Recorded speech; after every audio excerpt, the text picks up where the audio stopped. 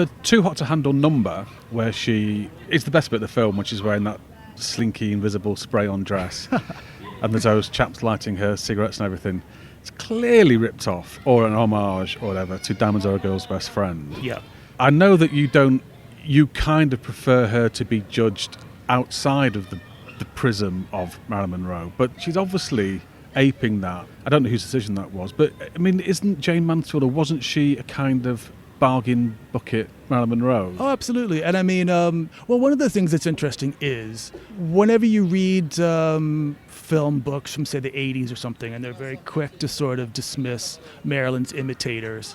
And I think as you dig deeper into these people's films, you sort of get to appreciate that actually Jayne Mansfield, Mamie Van Doren, Cleo Moore, Cherie North, whoever you want to cite as an example, they were interesting and unique in their own rights, you know. And, you know, Jayne, that's how she got her start. She was almost more like a parody of Marilyn.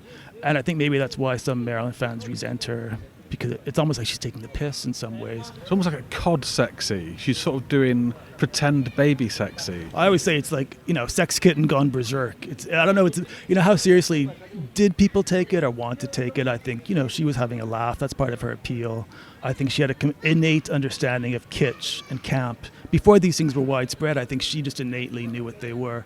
And I think she also had like an innate understanding of stereotypes and typecasting and how you could make these things work for you. And for a long time, they did work for her. You could say, you know, that we don't know how her career would have panned out because she was dead by 34. But, you know, she was still working. Young. Yeah, she was still working right up till the end. And, you know, maybe not in demand in terms of films, but still in demand in terms of nightclub appearances and that kind of thing. And it wasn't a tragic death in the sense, I mean, obviously it's tragic she was young and she had kids in the car, but it wasn't a tragic death in the sense she didn't die alone with tablets. It was just a freak accident, wasn't it? Yeah. Well, I mean, she had slid into alcoholism by that stage, so that's quite dark. But, you know, people do bounce back from that kind of thing as well. So